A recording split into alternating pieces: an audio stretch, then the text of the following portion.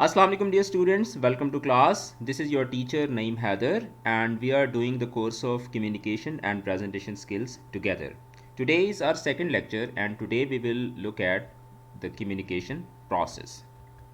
Now what is communication? Communication in itself is basically a process. And what kind of process is this? It is basically the process of successfully transferring information from one entity to another. And that data that we are transferring, that can be exchange of thoughts, messages or information by speech, signals, writing or behavior. So this is how we communicate, and these are the things that we discussed in the previous class as well. So communication is basically the art and technique of using verbal or non-verbal strategies effectively to impart means to deliver information or ideas, right? So communication in itself is a process. And what kind of process is this? It's a process of successful transfer of information from one place to another place. And then it is in other words, you can say that it is exchange of thoughts, it is exchange of messages, it is exchange of information by using which type of mediums: medium of speech, medium of signals, medium of writing, medium of behavior. We communicate with our behaviors as well. That's something very interesting.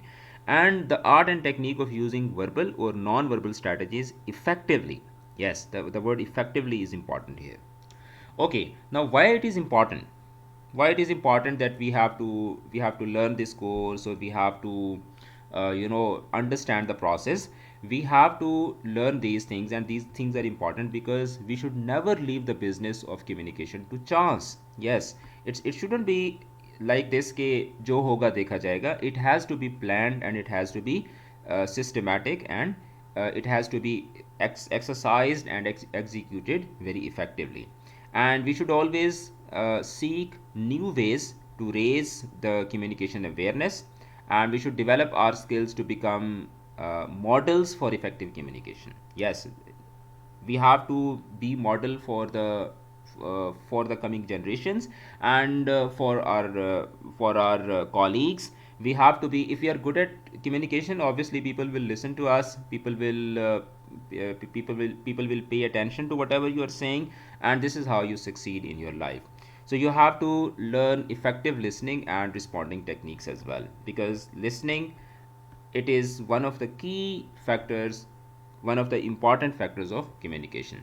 Now let's look at the elements of the process of communication. So these are the basic elements of the process of communication. The sender, we can call it a messenger or the speaker as well. So you can use any of the words.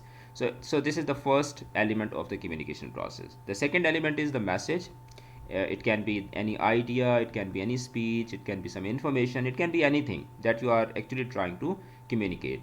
And then the third element or the third component of communication process is the channel or the medium. And then obviously there has to be some receiver or the audience as well. And then the situation and the feedback. So how many elements are there? 1, 2, 3 and 4, and this is the fifth, and that is the sixth. So there are 6 elements of the communication process. And this is how this communication happens. It is basically in the form of a cycle. There is this messenger. This messenger creates a message, and then this message goes through a channel, and then it reaches to the listener, and then listener gives a feedback according to the situation. And when the listener gives a feedback, basically a situation is created, and then according to that situation, the messenger again creates a message, and then this cycle of communication goes on. Okay, now what are the roles or the responsibilities of the effective messenger? The first quality or the first characteristic of messenger is that the messenger should be articulate. Articulate means that he or she should be vocal. He or she should be able to generate a message. And then he or she should be knowledgeable, confident, and flexible, creative. And then he should be adaptable means that he or she should be able to adapt or change himself or herself according to the situation. And then the messenger should be protocol sensitive. Messenger should not be stubborn. Messenger should not be aggressive or self-centered or selfish. Messenger has to be protocol sensitive. Like he or she should know, okay, what kind of situation is this, and then in particular situations how a person should be behaving or responding. And then let's look at the some of the key characteristics of the message. So the message should be appropriately titled or introduced, and then it is better if the message is concise and precise, right? And then the message must be appropriate for the target. Okay, so you should be using you should not be using some specialized registers or a weird kind of tone. So you have to make your message appropriate according to the audience. Okay, and then the message must start and end on a positive note. So you have to use the sandwich technique. You should start politely, and then you should end politely, and in between you can convey the message so that your audience is intact with you, and they are listening to you actively. And then what is the profile of the channel, the medium that we are using to communicate? The medium must be appropriate, and you have to look that what kind of technology you are using. Is it one to one, is it broadcast, or is it electronic, or is it non electronic? You have to first keep the technology that you are using. This you should be keeping in your mind at the very first place. And then you have to look for the discretion as well, like whether the message that you are conveying, is it sensitive, is it personal, is it public, or is it generic? Maybe the message is personal, and you are there is a meeting going on, and you know about some private issues of an employee, and if you are sharing it publicly in front of like 100 other people, so this means that you are using an inappropriate channel. So you have to look for the discretion as well. And then you have to look for the timeliness of the message as well. Maybe the message is urgent, but you are using a channel where the message will be delayed late. Okay, and then you have to look for the importance of the message as well, and then according to the urgency or according to the importance of the message, you have to select a channel. And then the channel, it must take degree of confidentiality into account, right? And then let's look at the profile of the listener or the receiver. Okay, now listening is not hearing, and reading is not understanding. Now you will be thinking that how it is possible that listening can happen without hearing, or how understanding can happen without reading. Yes, you are right, but what I am trying to tell you is that hearing, if somebody is speaking and you're just hearing to that person, so that does not mean that you're listening as well. Hearing is something which is physical, which is a kind of a physical activity. Somebody is speaking and you are there, you're listening to that person, so this means that you are hearing. But listening happens when you are attentive and active towards that speaker as well. Similarly, if you may be reading something, but if you are reading something, that does not mean that you are understanding that as well. For understanding, you need to come up with some strategies, with some techniques of reading, and learning those techniques is very important. And the sender must sometimes become listener and the receiver as well. Now this is something very important.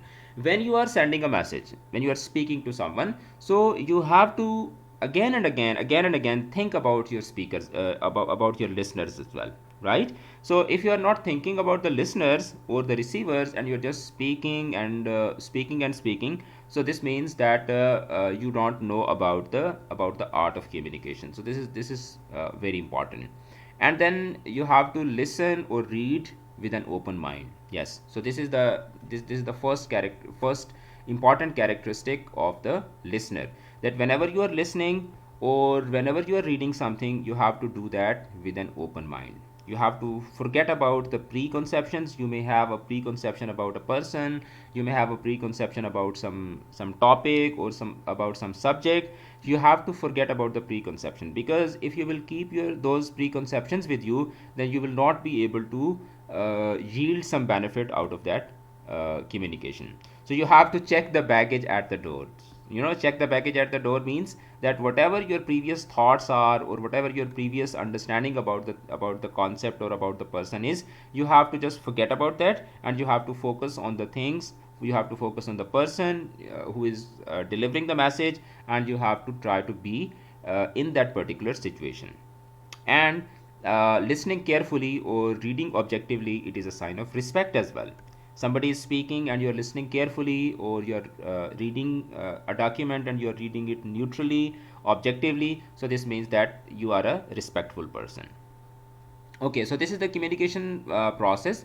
The message is transmitted, and then it is received, and after the message is received, it is understood, and then when you understand something, you agree to that, or maybe if you do not agree, you will send it for the review. Even if you agree, you will send it for the review, and after review it is implemented, and then whatever the implementation of the message is done, it is then again transmitted, and then this process, in a cyclic way, this process goes on. Now, let's talk about the communication and attitude. One can change the direction of communication if one changes one's attitude. Yes, the attitude is very important in communication, because if you are polite, and you're speaking well, so everyone will be listening. If you altogether abruptly, if you become harsh, so people, they will leave the room, they will leave the hall. So there is no one attitude that is the right one to have, though being direct and clear certainly helps. Okay, so rights, they come with responsibility. If you think that there are 100 people gathered to listen to you, so this means that you have a responsibility of at least not hurting those 100 people. So it's something very important. So we cannot pinpoint that this one attitude is right and the rest of the attitudes are wrong. But what you need to do is that according to situation, you need to come up with a direct and clear attitude. Whenever you are communicating, you should be doing it directly, and then you should be trying to become as clear as possible. And this is the hierarchy of effective communication. It can be one-to-one or face-to-face communication, and then there can be some small group meetings, and it can be speaking in front of a large group of people, and the communication can be in the form of phone conversation, it can be handwritten personal notes, it can be typewritten personal notes, it can be computer generated personal letters, or it can be mass produced non personal letters, and it can be some brochures, it can be some articles in the newspaper, or it can be news in press. Now this is, you can say that, from private to public. Okay, so one to one or face to face conversation is private, and then small group meeting, it is also private, but a little bit public. And then when you go downwards, so it basically the audience. From here you can see this pyramid, that here it's limited audience, and the way you go down, the audience is expanded, and the message becomes more broader and more public. Now this is the communication web. uh, let's talk about our own campus. So let's say this is you. So it's not like this, that you are isolated from the society and you are isolated at the campus. You are communicating with director, and director is communicating with you, and you're communicating with staff, the staff is communicating with you, and you're communicating with the teacher is communicating with you. So it's always a two-way process. You are teaching with the member of the community, the member of the community, they are communicating with you, and you are talking to fellows, and your fellows, they are talking to you. So we are always part of this communication web, and we need to understand this communication web as well.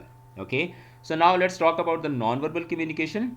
So non-verbal communication is basically a communication without using this conventional language. Okay, so in language we have the speech and the silence, and in non-verbal, without language. Okay, when we are using gestures to communicate, so it's with the help of expressions, movement, the facial expressions, and in movement we are using the movement of the body. So we will be talking about non-verbal communication in detail as well, but we will have just an overview of non-verbal communication through this tree diagram. Okay, now why do we need to communicate? This is also very important to know, that why we need to communicate. So communication, it basically creates a climate an environment of support and respect, and it is a cycle of feedback, and it is a way of identification and commitment to common learning standards. Okay, when we communicate, we come to know about our common goals, our common matters of interest, and with communication we get this encouragement and this reinforcement that we need to do certain things. And we talk about some common lessons and assessments, and we come to know about the capacity of staff, and the increased teacher efficacy, and communication, it makes us caring, and it develops positive relationship among the staff and the students. Now we will talk about some of the effective communication tips, and then we will look at some of the aspects of communication that happen at your campus level. Now the effective listening tips are that you have to listen actively, and that is the most basic of all the skills, right? And then you have to use constructive criticism. Okay, because simple criticism highlighting the mistakes only, it kills the enthusiasm. Okay, and you should avoid having negative arguments. Why? Because if you win an argument, you basically lose a friend. So you don't have to be always argumentative. You should be analytical, and you should be having healthy discussions. But argument for the sake of argument, or criticism for the sake of criticism, that's not a good or encouraging things to do. Now let's talk about some of the aspects of communication. First aspect is the teacher student communication. It is a vertical communication.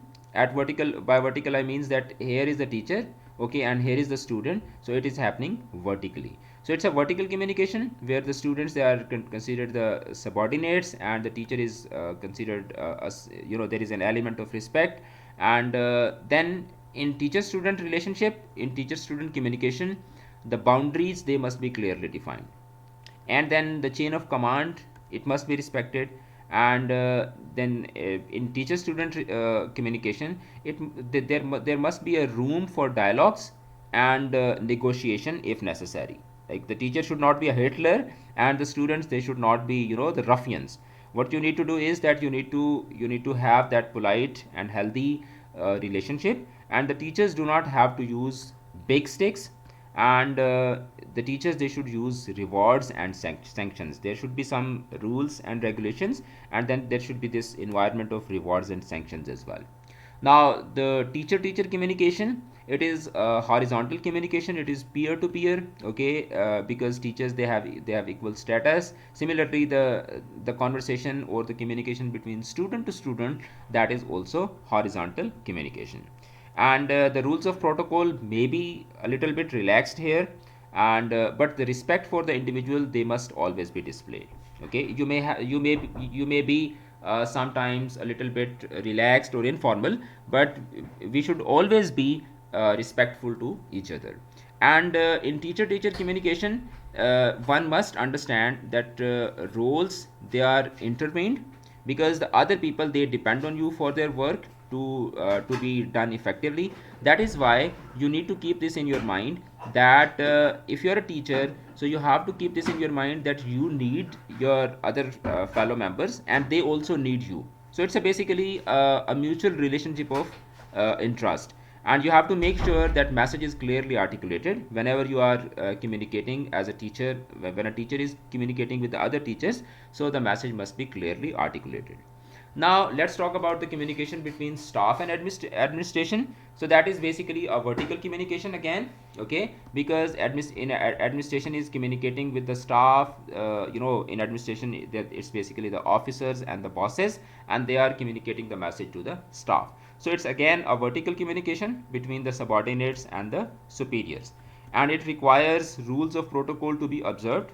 Okay, and the chain of command must be respected, and delegation, duty, and execution, they are very critical. Whenever a task is assigned to staff by the administration, the staff must perform the duties as they are asked to do, and then it must leave room for dialogue and for the negotiation if necessary. And we should know the difference between the leaders and the dictators. Yes, So this is a kind of a little task that I'm giving you. You have to go and you have to explore, and then you have to tell me. You can do that in the comment box, and we will be discussing this in the class as well.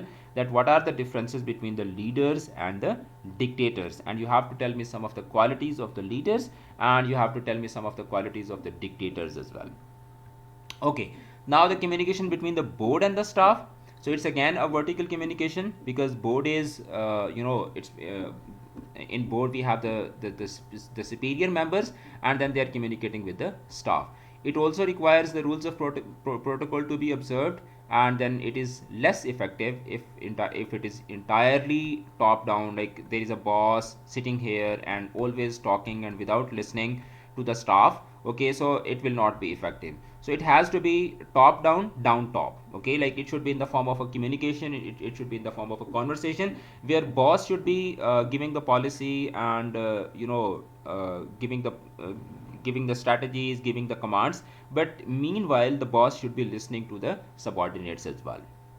Now let's talk about the parent and the school, or parents, the communication between parent and the administration, or parent, the communication between parent and the campus. So most of the times it is in the form of the PTI meetings. Okay, the school or the campus needs to send for the parents when the students are doing well, and there are some parent recognition functions as well, and there has to be some media coverage, and most of the time the press releases are written, and then we have to talk about the success stories of the campus as well. Now what happens at the home and school communication level? So effective family, community and school collaboration and the communication requires schools to take responsibility for the communication. So what should be included at this level? Listening to the public and creating dialogues, so this is very important, and ensuring two-way, regular, clear information and clear communication, that is also very important. And building partnership to promote the well-being of students, that is also important, and providing multiple means for communicating with stakeholders, like the newsletter, home visits, electronic communication. Because if the communication is not happening between the parents and the school, so this means that parents will not know what's happening at the school, and the teachers, they will not know what's happening at the home. So the interaction between teachers and parents, it is very important. And what we need to do is that whenever we are communicating, we have to buy in from students, from teachers, like we have to learn from students, we have to learn from teachers, from parents, from private sector partners, from the members of the board, from all of the staff and all of the stakeholders. So what we need to do is that we need to always be part of this broader setup where the communication is happening. So let's talk about the ethos of the school communication. What are the requirements, or how communication should be happening at the school level, or at the college level, or at the university level. So the first thing is friendliness, and then it should be, either you are friendly or you are hostile. Hostility means rude. So business attitude versus unprofessionalism. So you have to select, okay, what is good, what should be there and what should not be there. Excellence or mediocrity, order or disorder, caring or dispassionate attitude, healthy or unhealthy environment. So these are the things that should be there. Okay, and this is what should not be there. The environment should not be hostile, it should not be unprofessional, it should not be mediocre, it should not be disordered, and it should not be dispassionate, and it should not be unhealthy. The environment should be friendly, it should be business oriented, it should be it should be looking for excellence, and things should be in order, and people should be caring for each other, and then there should be a healthy environment, right? So let's talk about the 10 commandments of communication, the 10 important rules of communication. And what are those rules? You have to, number one, you have to speak to people. There is nothing as nice as a cheerful word of greeting. So you always have to interact with people, you have to smile at people. it takes 72 muscles to frown and 14 to smile. Frowning, gussa karna, it's difficult, and smiling, it's easy. So you should always be smiling, and you should call people by name if you know the names. You should call people by name, because the sweetest music is the sound of one's own name. Then you should be friendly and helpful. You should be cordial, and you should be genuinely interested in people, right? And then you should be generous with praise and cautions, and you should be generous with praise, and you should be cautious with criticism.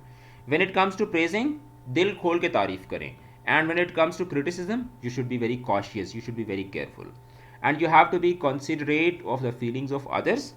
Okay, you have to take care of the feelings of the other people, and then you have to be thoughtful of the opinion of others.